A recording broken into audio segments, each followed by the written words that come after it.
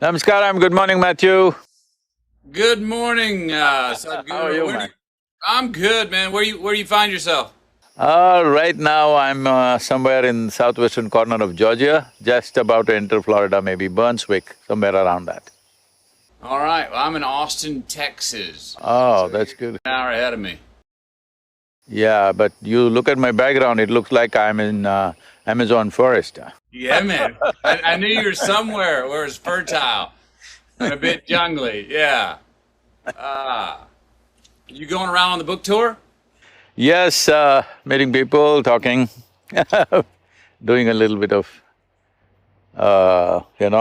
meeting people, that's it. No major events because pandemic, no assemblies, but just individual people. That's my last year. I wrote a book, Greenlight, to put it out, and I did it all virtual. It was all this for a year. There were some people that I miss being there in person, but Yeah. I must say that in a lot of ways, this way of communicating is very intentional. I mean, because I was in Milan, Italy at 9 a.m., London, England at 10, New York at 11, LA at 12, and when What the kind of LA jet, meeting was what over kind at of 1, I jet was do you having lunch use, with my Matthew? family. What's that? What jet do you use? This jet. That's what I mean. And I was like, look, I was all over the world, and I was done at 1 o'clock. In 30 seconds, when I was done, I was having lunch with my kids. I was like, this system's okay. I kind of like this in ways. I think in 2020, probably I've done 4 times more work than I would normally do traveling. Yep. Literally. Yeah. Still finding time to get on your motorcycle.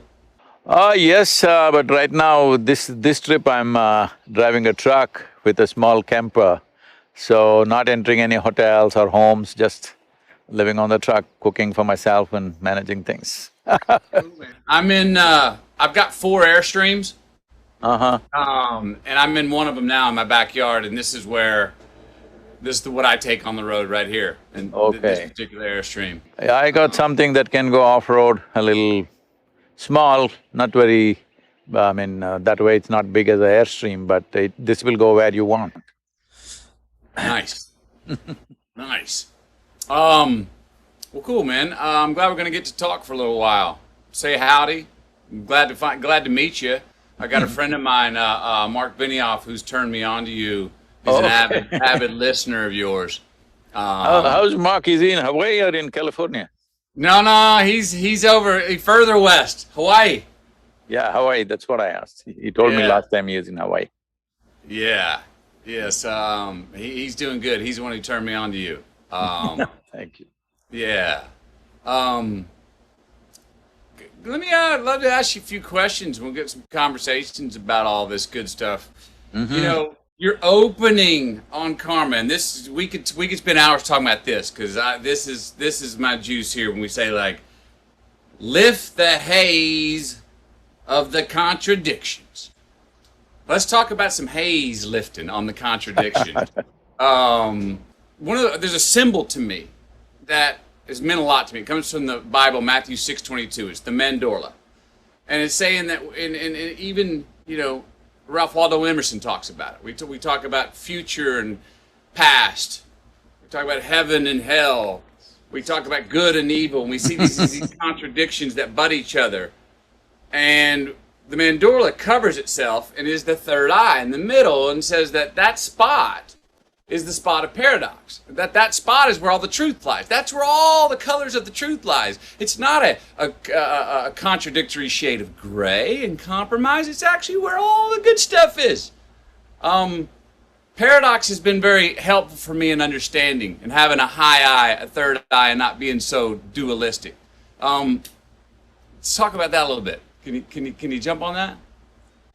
Yes, Matthew, what is contradictory is essentially in the psychological space of the human being. In reality, existentially, nothing is contradictory, everything is complementary to everything else. Is the day contradictory to the night? No, it is complementary. If it was all day, you wouldn't know what is night. If it's all night, you wouldn't know what is day. So essentially, human perception itself, because it is through five sense organs, it can only always perceive only a part of it.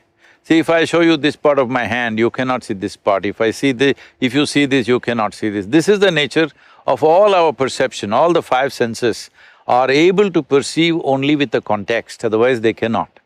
So because of that, because we are fed with this kind of part information, our mind tends to think that everything is contradictory to everything else. Man is contradictory to woman, night is contradictory to day, light is contradictory to darkness. No, they're all complementary to each other. It is just that because our perception is so fragmented, five sense organs are made that way. These sense organs are only good for survival process. If you want to know, they are no good. They are only good to help you to survive on this planet. That you can do by perceiving things clearly through your sense perception. If you want to know life the way it is, if you want to know this phenomena of life the way it is, you have to go beyond your sense perception. In a way, the entire yogic science is all about this. Even the karma that we are talking about is all about this, because all the karmic inputs are in this sense, bits and pieces of information out of which we are trying to make something.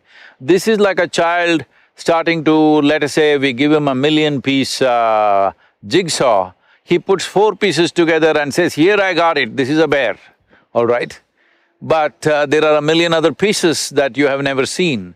So, looking at life in pieces through keyhole visions makes everything look like one is against the other, but in existentially nothing against anything else, because as we sit here, see, that is your body, this is my body.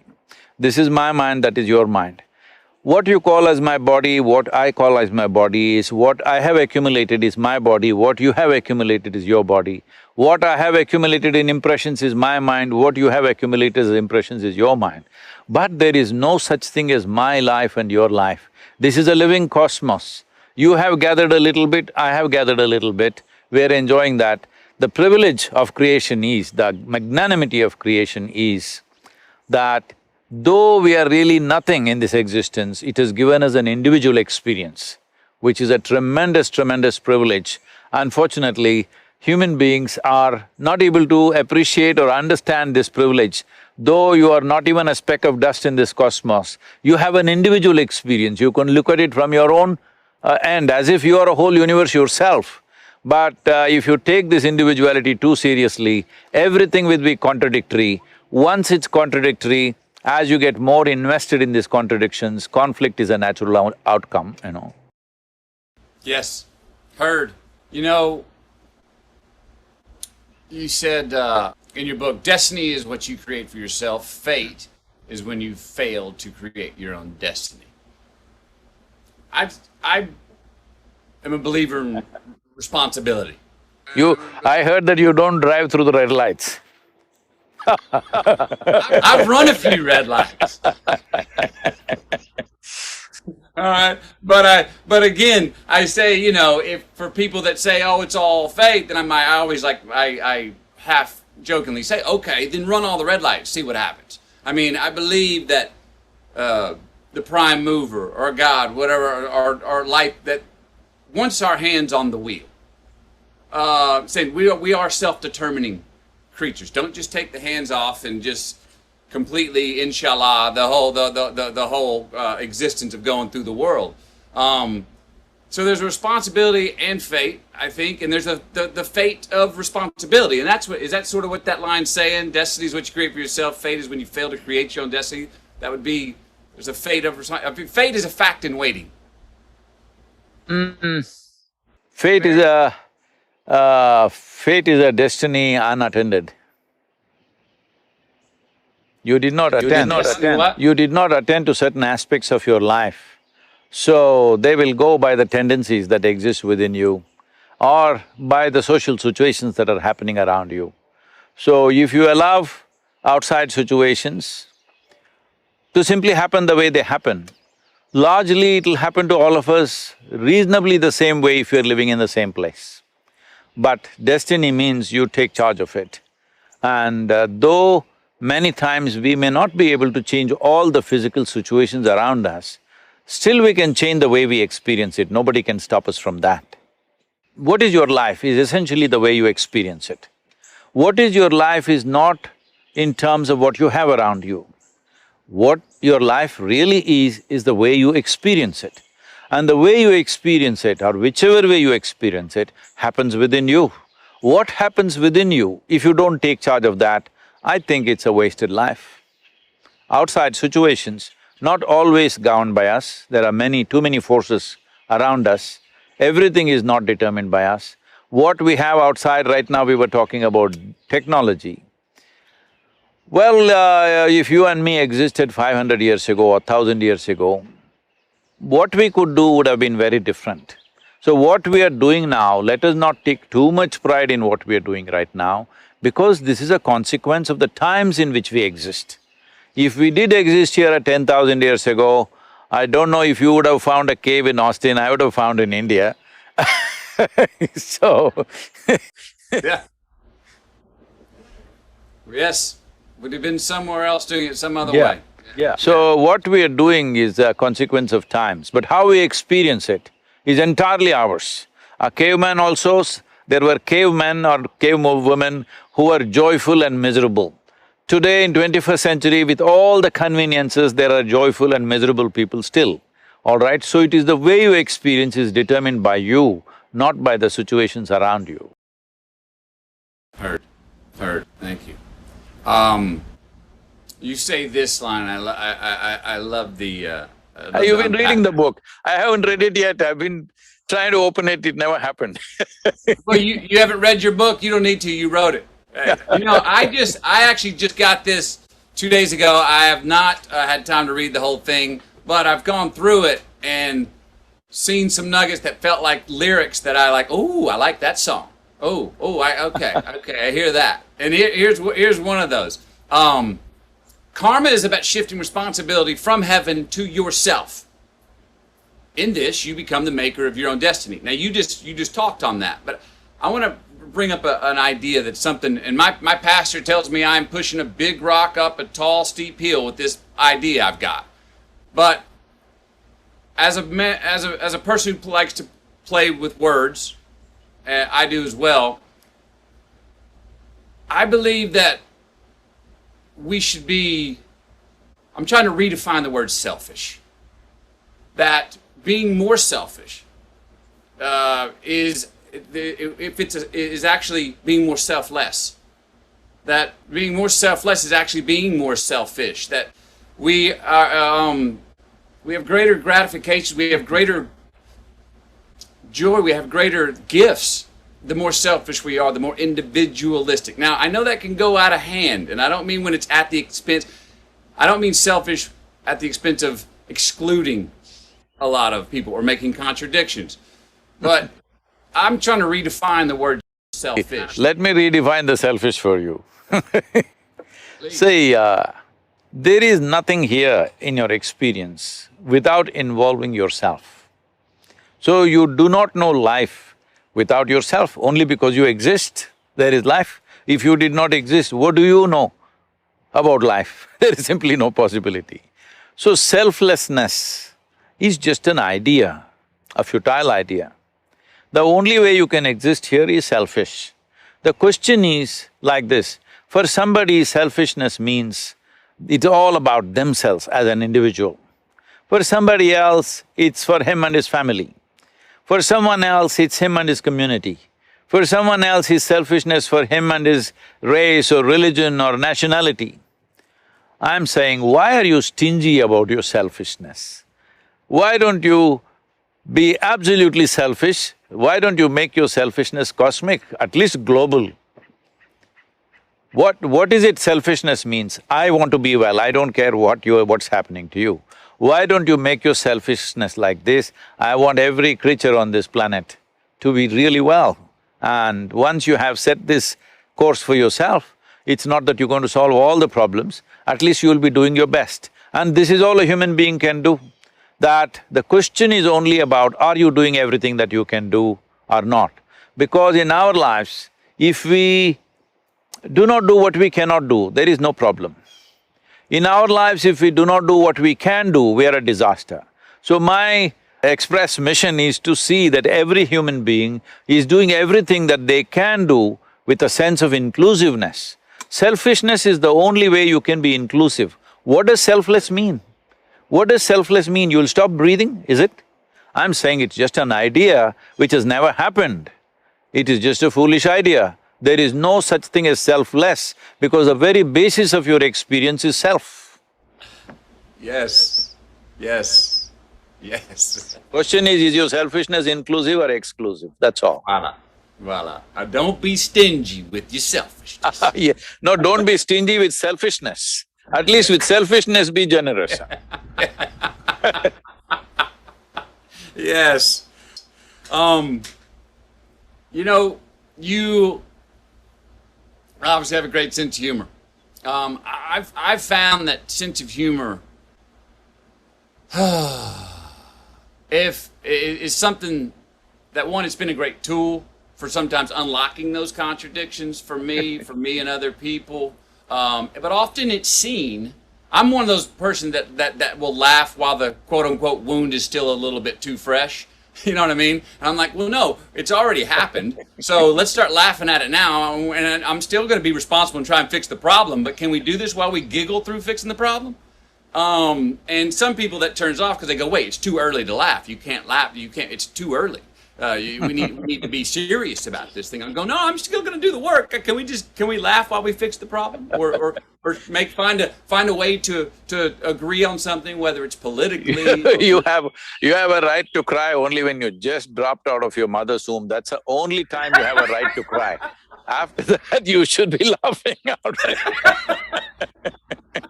And now about when the wound is too fresh. See, let me tell you this. See, as I said already, all the external situations, our life situations will not ever happen 100% the way we want. Doesn't matter, small situations, big situations. As your involvement grows in the world, you will see more and more things will not happen the way you want. So what happens in the world, we must understand, it's a reality which involves many forces. We are also one little force in that.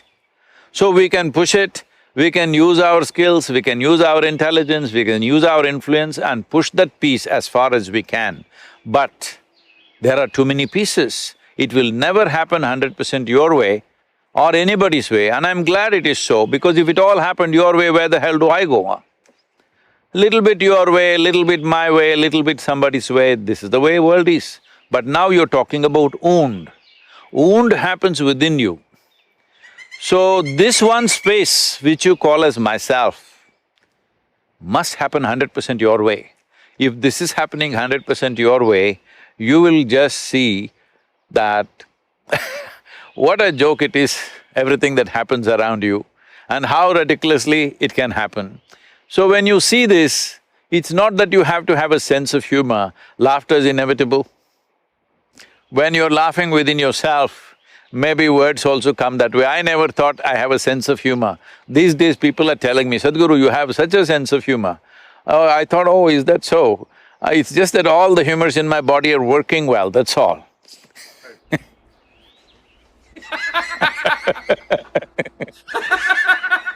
Let me tell you this. This happened, Shankaran Pillai once had a franchise for Radio Shack. I think Radio Shack is closed down now, if I'm right.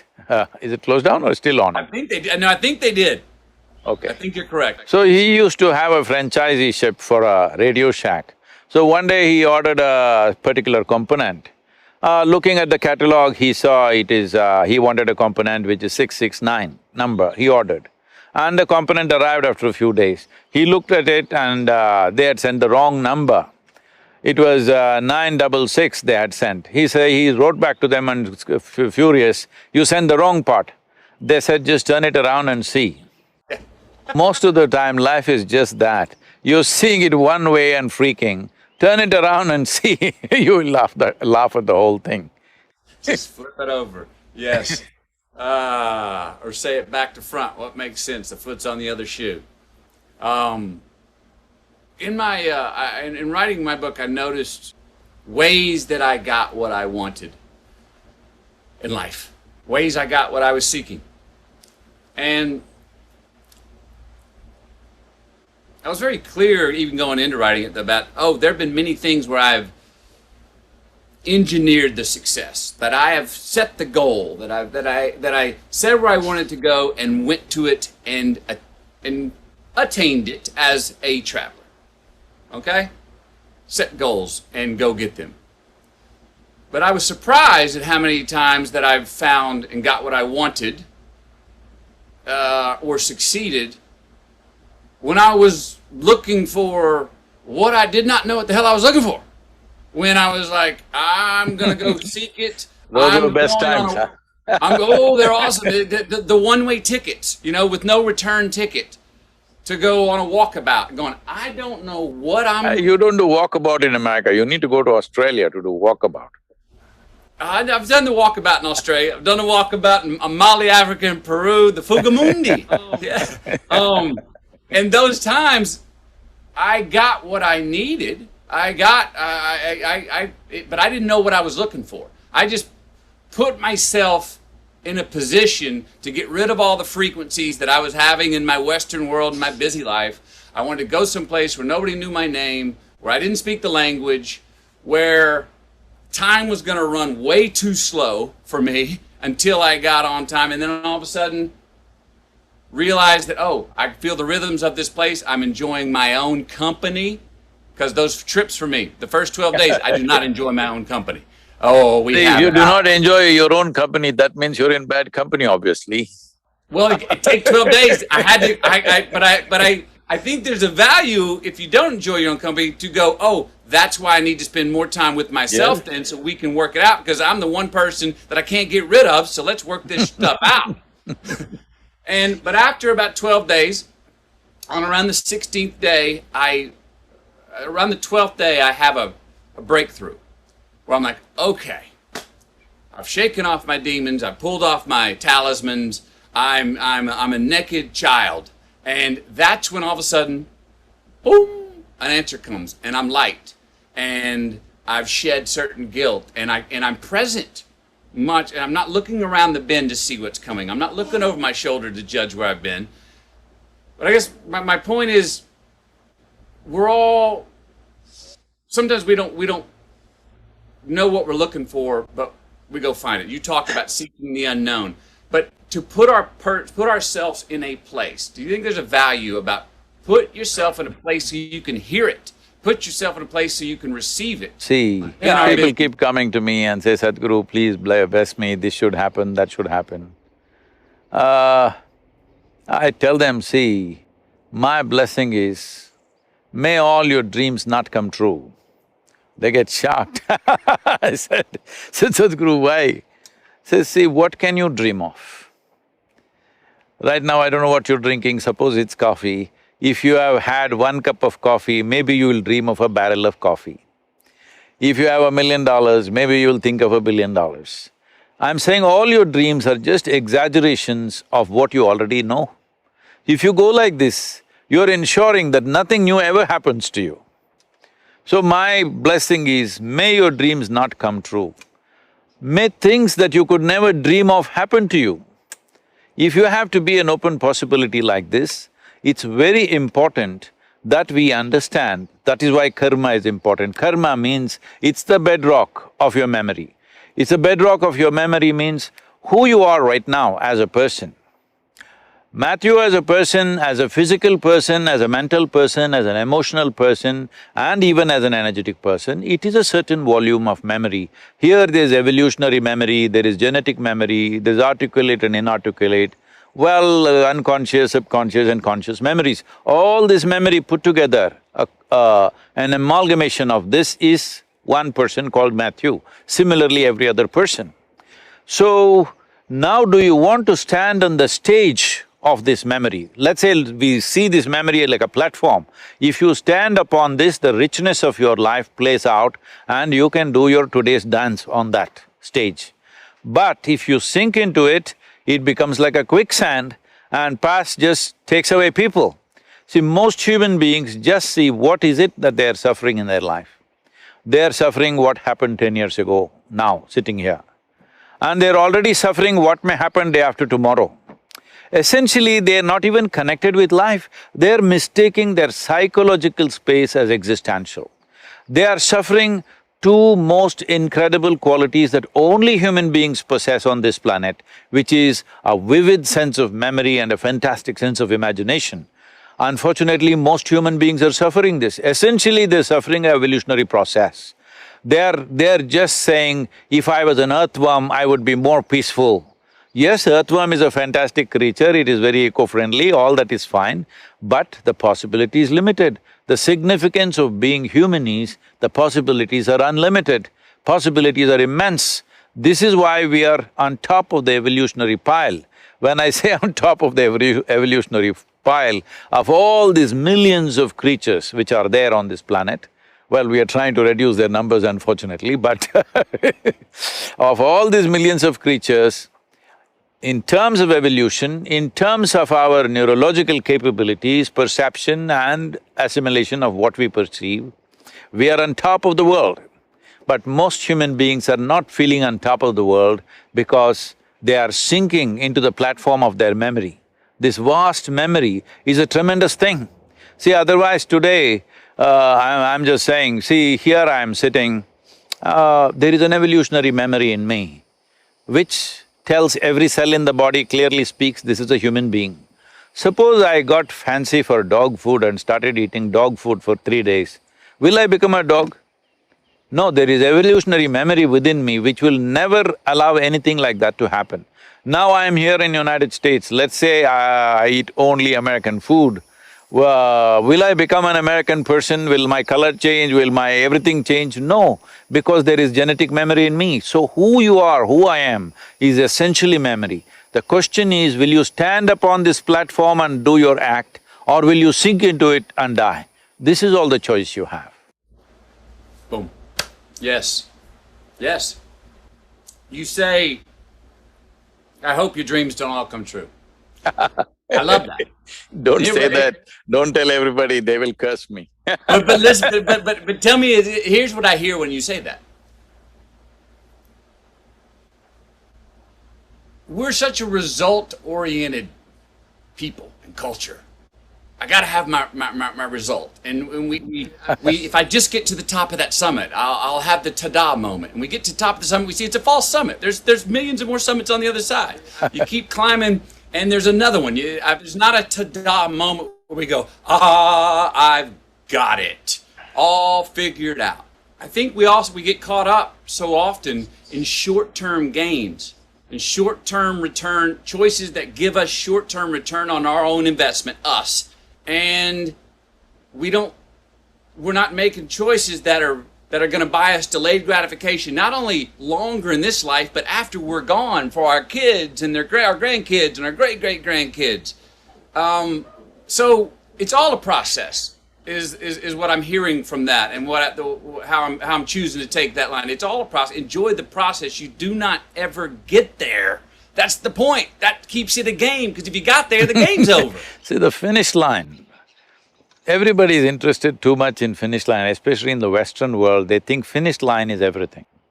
If you're so interested in the finish line, do you understand what is the finish line for life? You want to cross it quickly, is it? It's ridiculous. Ridiculous. Everybody wants to live. So, living here means that now you're breathing, and here, this is living. So, if you're too much interested in the finish line, then you will cross it soon.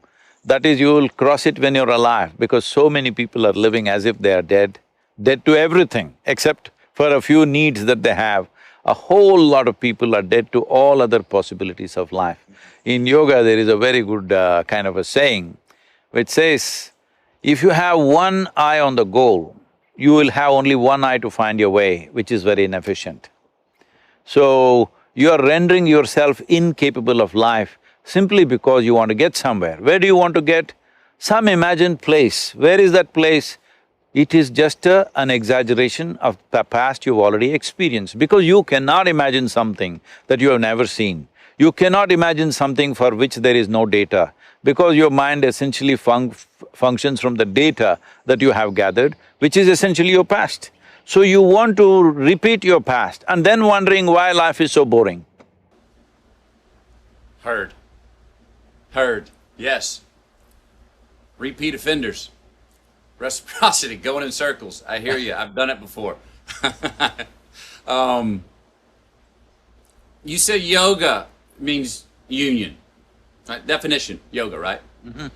Well, the root word of religion comes from legare and re. And legare means to bind together, and re means again, to bind together again. The prescriptive definition of religion. Mm-hmm. Yoga means union. Those are somewhat synonymous. Is that fair to say yoga and religion would be synonymous definitions, Well, or at least in its same direction? essence it would be, but not in its present form of practice, both I'm saying. The way yoga is practiced in America is not synonymous of union. The way religion is practiced largely The way across the religion is world. practiced in the world is not synonymous, Yes. not synonymous with what real religion So is either. both of Yes. them in definition, maybe they are same, but unfortunately the way it is practiced is very different. But why yoga is simply because this is not based on belief system, it is based on your experience, at least you know where the hell you're going. With belief system, you just believe you're going in a certain way, which gives you a certain psychological comfort, it gives you solace. So essentially the choice is this, are you seeking solace in your life? That is, you want to just quieten your mind and be happy with little things, or are you seeking a solution for this life? Because once you have come with this human intelligence, if you don't immediately get engrossed with some petty thing around you, it is natural for every human being to think, what is all this about?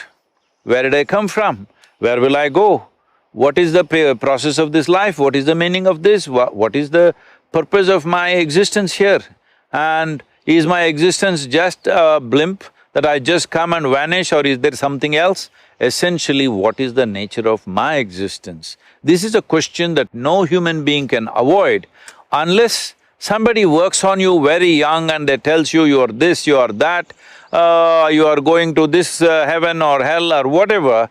Unless somebody washes you up like this, it is very, very natural for every human being to ask these questions. And these questions are good, this confusion is good, because when you realize you do not know, see, people have misunderstood and unfortunately not understood the significance of I do not know. I do not know is the most significant thing in your life, because the moment you see I do not know, the longing to know, wanting to know, seeking to know is a natural consequence. Once there is a strong seeking, knowing is not far away, because anything that you wish to know about life, you don't have to search through a microscope or a telescope, because you are life. This is life. Right now I may call this by a name, right now it may have an identity in the world, but essentially this is life, and this is the only life I can experience. See, right now all these beautiful trees, I don't experience them. I only experience them the way they happen within me, the way they reflect in the firmament of my mind, and how I relate to them. Whichever way, I will only experience these trees within myself. There is no way I can experience these trees out there, and that's true for everything. You cannot experience anything out there, it can only happen within you. All experience, pain and pleasure, joy and misery, agony and ecstasy can only happen within you. Every kind of experience happens within you. When you understand this, well, if you realize I do not know, and then you start looking, naturally you will understand this. Once you understand this, finding the nature of your existence and becoming the master of your destiny is a natural consequence. The problem is we kill I do not know with belief systems, ideas, philosophies, ideologies.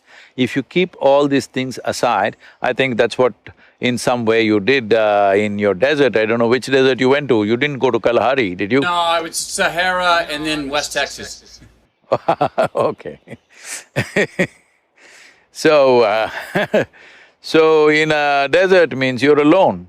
So as you said in your own words, initially you're confused and struggling, but then as you pay attention, because when you nothing else to pay attention to, you naturally pay attention to how you work, every muscle in your body, the breath, heartbeat, everything, then you will start noticing what you call as within or what you call as me is an entire universe, and that's the only universe you've experienced. You have not experienced any other universe. The only and only universe and the only and only world that you have experienced is what has happened within you. Once you realize this, then you fix the world the way you want it, within yourself. Outside world, we do our best. So you think it's the outside saying, because I've gone through that where, man, I felt like I had to be in the know. Only recently have I shaken hands with the fact, no, I love to be in the know. I also want to be in the know of what I don't know. And like, I want to know what I don't know and know that I do not know. And saying, oh, that's a good thing, Matthew, was what I'll tell myself. So, but is it, do we not give ourselves enough credit to, or is the I don't know is like a blind spot? It's like, whoa, I don't know. No, I know is a blind spot. Let me clear this. I know is a blind spot. See, right now, let's say you're driving, a truck was coming behind you and you saw it in the mirror. So do you see what is behind the truck? So you know there is a truck coming, but that's a blind spot, it blocks everything else. So right now you think, I know, that's like a blot in your brain, it doesn't allow you to see anything else. If you see I do not know is not about things around you. Fundamentally, see, you and me are sitting here talking long distance. We're sitting on a round planet, the damn thing is spinning all the time and also hurtling through the space at tremendous speed. In the middle of nowhere, nobody knows where this cosmos begins, where it ends. In the middle of nowhere, a tiny little mechanism called solar system. In that tiny little, super tiny place called planet Earth, in that Texas is a micro super space, in that Austin City is a super micro space, in that you're a big man. This is the problem. Because the moment I think I know, I become big in my perception. Once I become big, inevitably I'll make a fool of myself. Whether I realize this in this life or not, somebody who has eyes to see will see this is a bloody fool.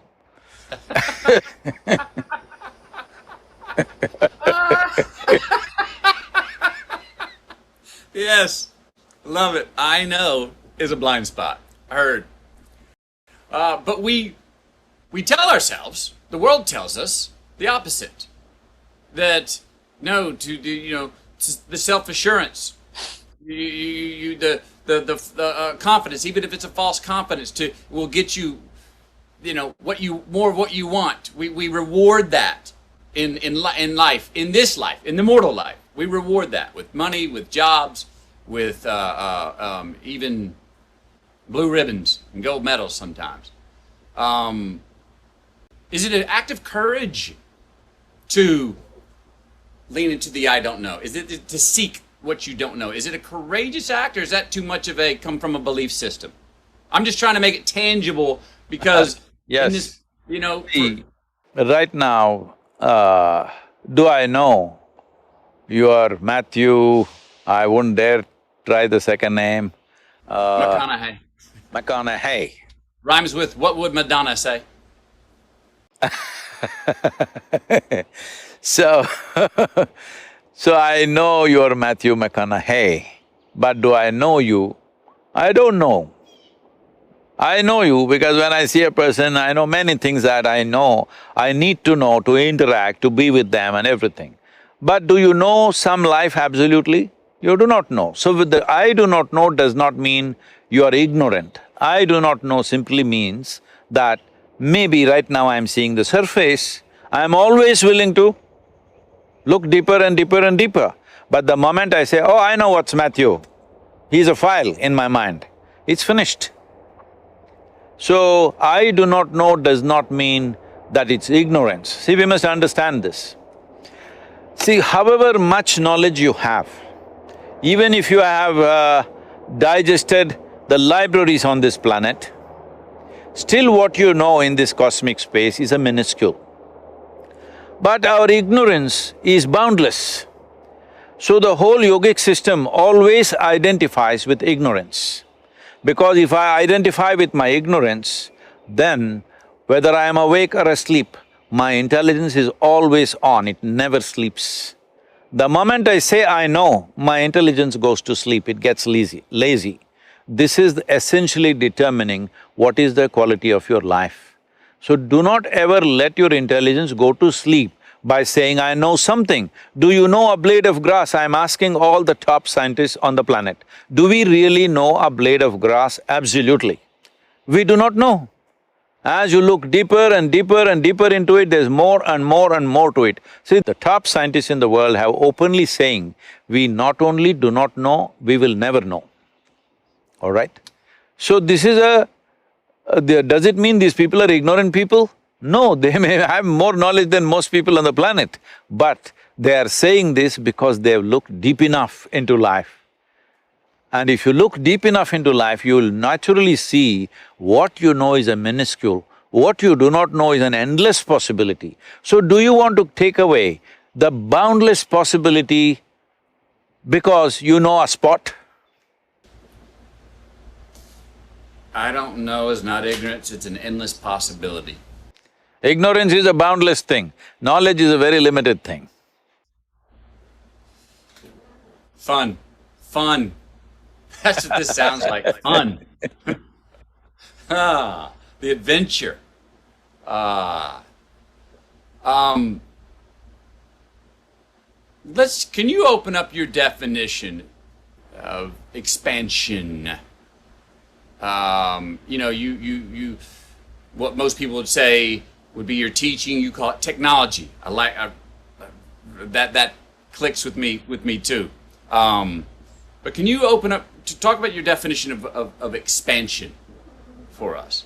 Everything, right? See, before that, what you referred to as technology, why this is technology is, see, if I give you a belief system, you may believe it, you may not believe it. If I give you a teaching, you may like it, you may not like it.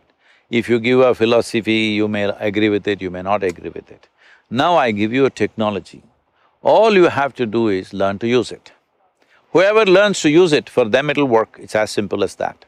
So, it doesn't matter, right now, some people were complaining when that ISIS war was going on in Syria and Iraq. In America, some people that I know were complaining, can you believe it, they're using our iPhones and doing all these attacks. I said, this is technology. Whoever learns to use it, it'll work. You don't have to say any of your religious slogans to make it work.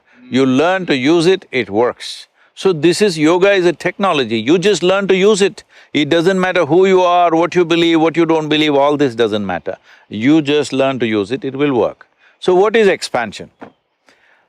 See, word yoga means this. Well, you already came to a little verbal meaning of that, which simply means union, or actually that other definition you said, I'm sorry, I'm neither Latin nor Greek. So you said Religion. something about yoking, all right? To bind together again. To bind together. The word yoga literally, if you go back to its original meaning, it means to yoke. You yoke together. See, right now what yoking means is, see, when you sit here, you are an individual person. This is why I said the greatest magnanimity of creation is, it gave us an individual experience. There are swarms of insects here. For them, they don't have an individual experience, they experience themselves as a swarm, as a species. But we experience ourselves as an individual. Unfortunately, instead of enjoying this privilege, we have made this into a point of conflict between each other all the time, me versus you. But this is the greatest privilege that we can sit here. I want you to just imagine, suppose you looked at you or me from, let's say, Galaxy Z. What are we? Even through a telescope or a microscope, we are not visible. It doesn't matter what they have, we are not visible. We're such a tiny speck of dust, literally. But we have an individual experience, it's not a small thing. We can look at the universe and wonder what this is all about. This is not a small thing.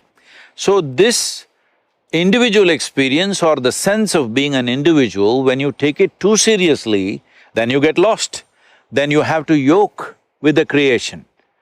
You have to become one with it. Only then you know life, otherwise you are misunderstanding your psychological world as existential. Right now, this is all the problem with human beings. Somehow nature trusted that if we give you so much intelligence, you will make the best out of it. Tell me, Matthew, in your experience or in anybody's experience, does intelligence spell solutions or problems? Intelligence means solutions, isn't it? Unfortunately, today it's human intelligence which is causing all the problems, simply because we are too stuck with our individuality. We don't understand this is just a privilege. Tomorrow morning if they bury us in the land, we will become one with everything, all right? All this countless number of peoples who walked this planet and they also thought they are great people, where are they? All topsoil right now. You and me also will be topsoil unless some friends choose to bury you real deep, thinking you may rise from the dead, you know fearing rather So I'm saying, we are anyway part of this. Without taking a breath, we cannot live. Without food, water, we cannot live. Without constant interaction, we cannot live. But we are acting like concrete block individuals. We are absolutely individual. Yoga means you obliterate the boundary of your individuality so that you experience your universality. Once you experience your universality, if I experience everything around me here, everybody around me here as a part of myself, after that, do I need any morality? Does somebody has to tell me, don't drop them, don't kill them, don't do this, don't do that? Once I've experienced something as a part of myself, with that I have no conflict. This is yoga. See, right now, for example, these 5 fingers, I have 5 more, okay, I'm only showing you 5. These 5 fingers, you also have 5, not bad. So, these 5 fingers, right now I experience them very much as a part of myself. But this is just the food I've eaten. Food I've eaten means it's just the soil that I'm walking upon right now, it's just a piece of the planet. But right now, this is very much me. In my experience, this is totally me. Now, why is this so? See, right now, there's a glass of water here. The water in this glass, is this me? No. If I drink it, will it become me? Of course. More than 70% of my body is water. So what is it that happened? All that happened was, as you have a physical body, you have a sensory body. Your sensory body is the boundaries of who you are. See, if you touch your you do this, Matthew, with your right hand, just touch your left hand. Is that you? 100%, isn't it? Touch the chair on which you're sitting, is that you? No. No, how do you know? It's just that here there are sensations, here there are no sensations. So essentially what you're saying is, what is within the boundaries of my sensation is me. What is outside the boundaries of my sensation is not me. So, the sensory body has a presence of its own. We can just do this experiment right now. Just close your eyes, just for 20 seconds, briskly rub your hands like this.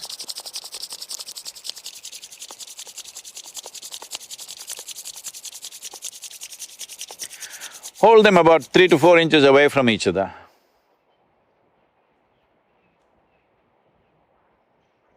Something happening between them, isn't it? Yes. So, what is happening is just that because of exuberant movement, now your sensory body expands. So, you know why people are rubbing each other all the time? Because somebody who is not you, you begin to experience them as a part of yourself, maybe momentarily, but it happens. So right now what yoga means is, you sit here without any outside activity, just sit here and make your life energy so exuberant and active that your sensory body expands. If your sensory body expands to the size of the room in which you're sitting, you will experience everything around you as a part of yourself. If your sensory body expands like the universe, then we say you are a yogi. That means you become one with everything. Today, if you go to a yoga program, In a studio, people are calling themselves yogis, that's not what it means. It means that you obliterated the boundaries of your individuality and you became one with everything in your experience. Even if this happens for a few moments in your life, after that you are never the same again. Because everything that you see, man, woman, child, tree, animal, bird, everything, somewhere deep inside you know this is part of me. When you know this, you don't have to be driven by commandments or morals or values or ethics, no. You are running out of your humanity, the life that you are, and that's the way you should be. If your humanity is dead, then you need lot of morality. If your humanity is alive and overflowing, everything will be fine, you will do the best that is for yourself and everybody around you, and we would completely live a different life. And right now with this pandemic and everything, this becomes very essential. This is the time for us to stand up and show what kind of human beings we are. Yes. Yes. Individually. And what you just said about the individual experience is that's who we are, that's all we have. But the yogi is connected with the universe, all right? So the I, it's where the I meets the we. The yoke of the I and the we. Would that be fair to say? That's how I phrased it. I and the all. Is it I and the all? We means there are still multiples, all right? So all, I and the all? Yes, you are the all. Right now, I launched a whole program, an ecological program in India based on this. I saw that we had to increase the green cover in the state in which we were, which was at about 16.5% at that time, the aspiration was 33%. So I told them, see, you have to plant 114 million trees in the next 8 years. They rolled their eyeballs and said, how is that possible? Do you know what is 114 million? How can we plant that many trees? So I told them what is their population. It was about 62 million. I said, if all of you plant one today and one more after 2 years, then it is a done thing. Only thing is all of you will not participate, that's the whole problem. So I made a simple process, I made people sit under trees and made them breathe. I set up a spiritual process for them, where I clearly made them experience, see what you exhale, the trees are inhaling. What they exhale, you are inhaling. Literally 1/2 of your breathing apparatus is hanging out there. Once they felt this experientially, you can't stop them, they're still planting trees all over the place. Today, we have planted millions of trees and it's still going on. Right now, our goal is to plant 2.42 billion and Mark Benioff came in between and now he's telling me trillion. Yes. What's after that? Is there such thing as the zillion, or does it go straight to Googleplex? No, after that, one day to be buried under a tree so that you become good manure for one tree at least. Because that's all the flesh I carry, only for one tree. So question, so you have that experience, which you said lasted about 4.5 hours when you were on your rock with your favorite tree growing up through the crack, and you had that experience. How many years ago was that? That was when I was… that was 1982. So 82, so 21 and 18, 31, years. 41, 39 years. Here we go. So, I think most people go and have had certain experiences where they felt like what I would call crossing the truth and going, whoa. I know I've had experiences in my own life where I'm like, that was true, it landed on me, it was as light as a butterfly but strong as a lightning bolt. I know that what I just realized is true for this time, that time, and all time, and I have to tell myself now, the hard work, Matthew, is going back into the busy society and maintaining it. Now, the problem with maintaining is I was doing tools to try and hang on to it, which is not what you're saying. No. You're saying, boy, it happens. It doesn't need maintenance. It's not You're not maintaining the sky, are you? Nope. You're not maintaining the sky. So, in our perception, in human perception, boundlessness means the sky. Boundary means the planet, in a way. Okay. So, When something really boundless, you cross some limits. See, so many people, especially maybe not so much in Texas, I don't know, but more in California, I'm going there in a few days. Everybody talks about how they broke their barriers because they smoked this, because they drank this, because they did this. See, all this is fine, I'm not saying it's not genuine. See, it can be induced in so many ways, okay? You can simply do it if you just dance yourself crazy, like you know how the Native American people were doing. They were just dancing themselves into states where literally bordering on life and death kind of dance. But because of that, they broke through. But these kind of things if you do, you will have experiences. Definitely it may bring some sense of wisdom, but it'll also get you addicted to that particular activity.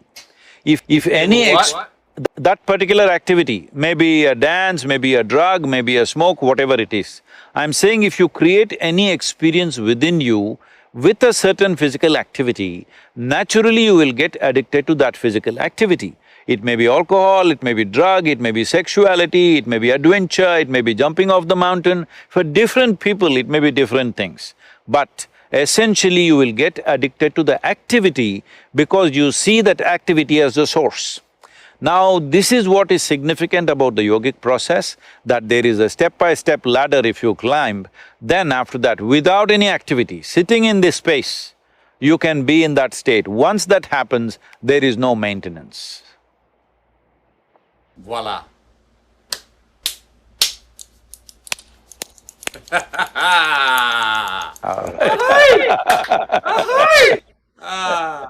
Well, beautiful. I could would love to go on talking hours, days, and hanging out, etc. I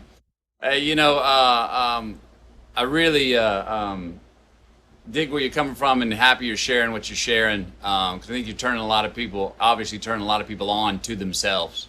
Amen for that. For keeping us involved. And boy, we need that, like you said, we need personal involvement now more than ever to evolve as a species, it seems, you know. So this is a time, I'm saying, particularly in India right now, last 2 weeks have been grim, all right? It's been a very grim situation out there and still going in that direction.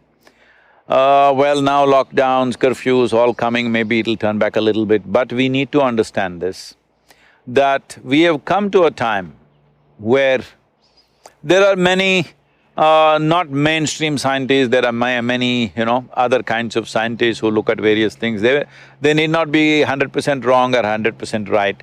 They're talking about how this has all happened because of the biological push we have done on other creatures, whatever. This is a script for a Hollywood movie, that how we pushed the biology and how all the virus sat together and planned and got at us. I'm saying not that, but I'm just saying, essentially, we have reached a point. Different generations have reached different kinds of situations, but we have come to a place, our fortune is right now, this virus, the carrier, the sole carrier is human being. Earlier, we've had this kind of pandemics or epidemics where carriers were mice, birds, mosquitoes, other kinds of things, we couldn't stop them. What we were thinking of in our mind at that time is how to completely eliminate all the mice on the planet, how to get rid of the mosquitoes, absolutely, genocide. We were planning genocides on them. But right now it is us, we are the carriers. You can see this as a great blessing and a great curse.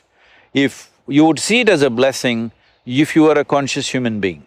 Because if all of us across the world, I know this is right now an utopian thing, if all of us had the sense to 14 days, just be with 2-3 people that we are and not meet anybody for 14 days, the pandemic is largely over, all right?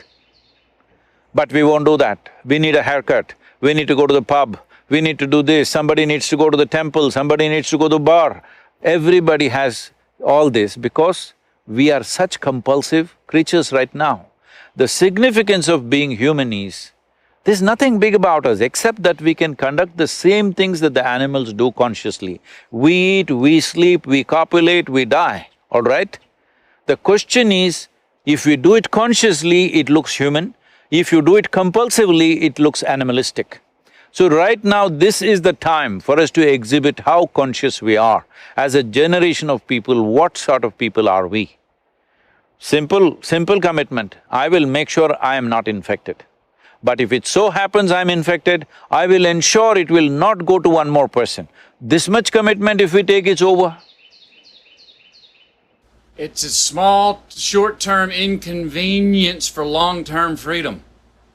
And also, we are too committed to our lifestyles, we are not committed to our life. We think our lifestyles is life. No, lifestyles is a consequence of time, in the times we are in which we are living. Life is the real thing. So right now, focus on life, that this life should not be put to risk, no other life should be put to risk. Lifestyle doesn't matter, you can make your lifestyle differently, what is the big deal?